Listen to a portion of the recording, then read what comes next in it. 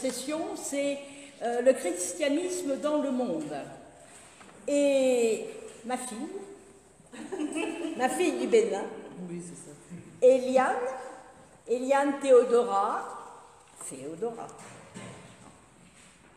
Cuadjo, donc elle est présidente nationale du bureau exécutif des femmes méthodistes du Bénin, et elle est donc membre de cette délégation béninoise dans le projet d'échange entre l'EPUDF et l'EPMB, c'est-à-dire l'Église protestante méthodiste du Bénin.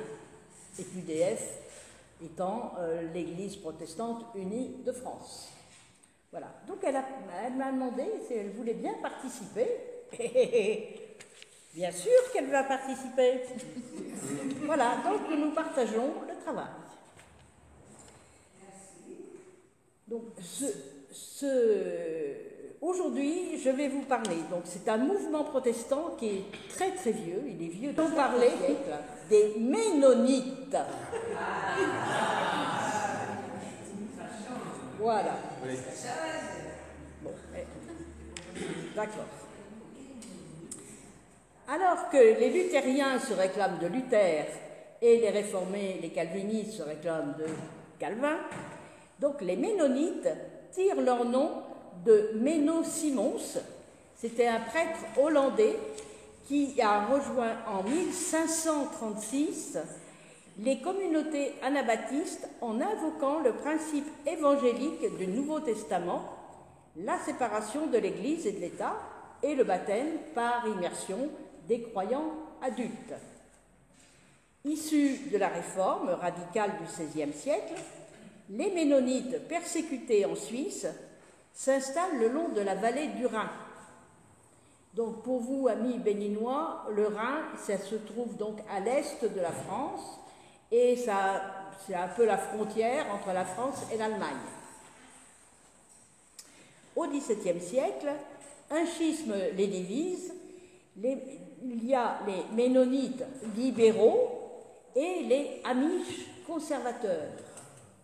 Donc, en effet, à Sainte-Marie-aux-Mines, là-bas dans l'est de la France, l'un des anciens, qui se nomme Jacob Hamann, trouve que les communautés ménonistes s'éloignent du principe biblique de leur fondateur. Ces principes, les Amish d'origine alsacienne, émigrent donc aux États-Unis. Et ceux qui restent en France abandonnent petit à petit les traditions et les costumes stricts des Amish. Mais les Amish, ce sera un sujet que nous évoquerons une autre fois. Restons sur les Ménonites. Donc, il y a actuellement en France 29 églises autonomes qui sont regroupées dans l'Association des églises évangéliques ménonites de France. Les principaux ancrages sont situés donc, comme je vous le disais, dans l'Est, en Alsace et dans l'aire urbaine de Montbéliard. Longtemps, les Ménonites ont été des ruraux, attachés au travail de la terre et à la vie simple. Actuellement, les agriculteurs sont en minorité. Donc, les Ménonites sont sortis de leur isolement et se sont adaptés à la société d'aujourd'hui. Les modes de vie des Ménonites ont beaucoup évolué à partir des années 50. Les 30 dernières années ont rendu leur isolement plus précaire. Il n'est pas facile de s'isoler, surtout quand on habite en France. Donc la possibilité pour tous leurs enfants de demeurer agriculteurs est aussi plus hypothétique. L'allongement des études est acquis et ça permet de diversifier les carrières. L'église locale est née en 1976.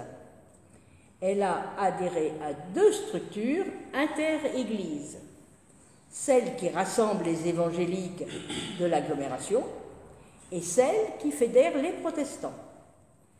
Le profil socio-économique de la communauté, qui compte de nombreux ingénieurs et professeurs d'université, contribue à ce que leurs membres ont moins peur de perdre leur culture en s'ouvrant à l'extérieur.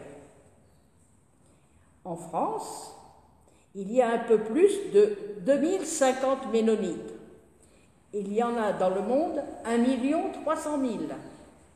Donc nous, c'est vraiment une petite portion. Et malgré donc leur petit nombre, les Ménonites en France sont à l'origine de 91 établissements qui accueillent 4 200 personnes âgées et handicapées. Ils font l'accueil des enfants en difficulté, l'aide aux victimes de la faim et des catastrophes naturelles. Et c'est justement autour de la non-violence que ces chrétiens du Sermon sur la montagne ont forgé leur identité.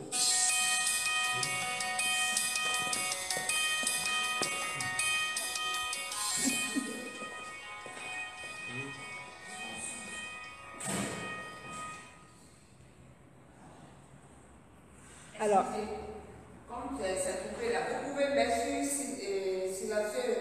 Au fait, ce que Marie-Claire est en train de faire, j'ai oublié d'expliquer. Elle va mettre ça en ligne et donc on aura tout ça. Elle va nous donner un lien et nous pouvons lire, regarder. Ça, j'avais oublié de faire. oui, On avait oublié de le j'ai faire. oublié de le dire, mais je l'ai dit. Pour tous, Je l'ai dit à mes pas filles, à mon enregistrer. fils, mais pas aux autres. Voilà, donc d'ici demain, vous l'aurez en ligne. Elle va vous communiquer, elle devra vous communiquer le lien. Elle est proche à 5 ans de caméra. Avant votre départ. Merci. Donc, vos portables, mettez-les sous silencieux et puis. J'espère que tu ne t'es pas trompé. Il n'y a pas de souci. Hein. Eh, moi, je coupe. Oui, je suis avec toi. On a des ciseaux. Alors, à Strasbourg, 2 réfugiés rwandais ont souhaité rejoindre l'église méthodiste. Je recommence tout. Allez, on efface. À Strasbourg, 2 réfugiés rwandais ont souhaité rejoindre l'église ménonite locale pour ses valeurs de paix après le génocide dans leur pays. La visite des lieux de culte ménonites à Strasbourg et Wissembourg frappe d'emblée par l'importance accordée aux enfants. Plusieurs salles leur sont dédiées. Les enfants participent à l'introduction de 30 minutes au culte et puis ils rejoignent les salles d'activité. On avait eu un peu cette idée, nous, pendant un temps. Et certains jeunes semblent également trouver leur place, encouragés par des adultes attentifs à leurs projets. Il y a un jeune éducateur d'Alkirch-Birchenhof qui a lancé une initiative originale, les Light Club Birds. Son objectif, organiser des tournées de spectacles permettant aux jeunes d'exprimer leur potentiel artistique et de révéler leurs talents. L'intégralité de la recette est alors versée à la caisse de secours ménonite pour soutenir des projets dans le pays du Sud. Je laisse la parole à Eliane. Merci. Merci beaucoup. Je sais qu'on m'a déjà présenté, mais si j'ai été intéressée un peu, c'est parce que je suis prédicatrice et avant, j'ai été monitrice au culte d'enfants. Et donc, quand il y a eu question de jeûne, il y a eu question de chrétienté dans le monde, ça m'a intéressée. Voilà et pourquoi je l'accompagne.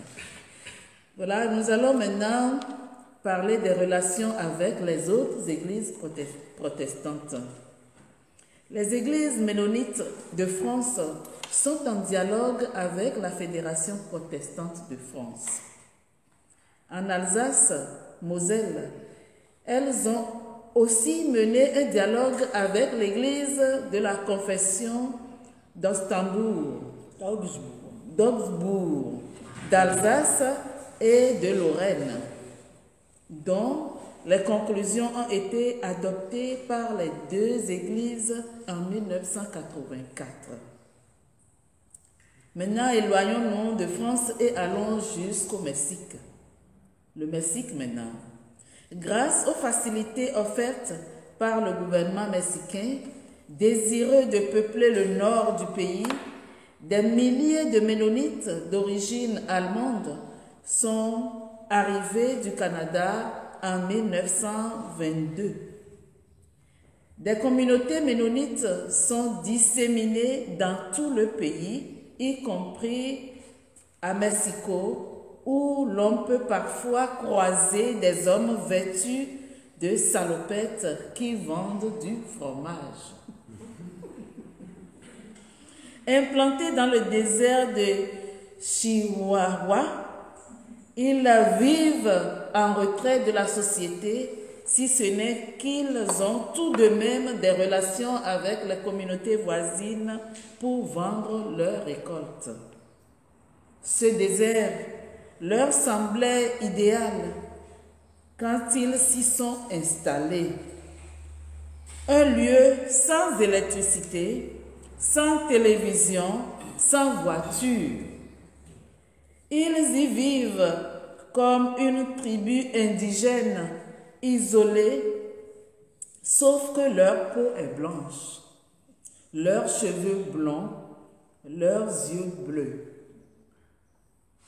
Ils portent des vêtements traditionnels qu'ils fabriquent eux-mêmes, combinaisons et chapeaux pour les hommes, longues robes fluides pour les femmes. Pardon. Ils s'expriment en bas allemand, c'est-à-dire en allemand ancien. Cependant, les hommes étudient l'espagnol pour faciliter leur commerce. Mais à présent, à El Sabinal, l'omniprésence de l'électricité et des voitures a déjà fait fuir la moitié des Ménonites en 2019, soit une centaine de familles qui se sont dirigées vers Campeche. Sur le journal L'OBS, on peut lire un article selon lequel les Ménonites mexicains ont récemment découvert que le monde était en proie au Covid-19.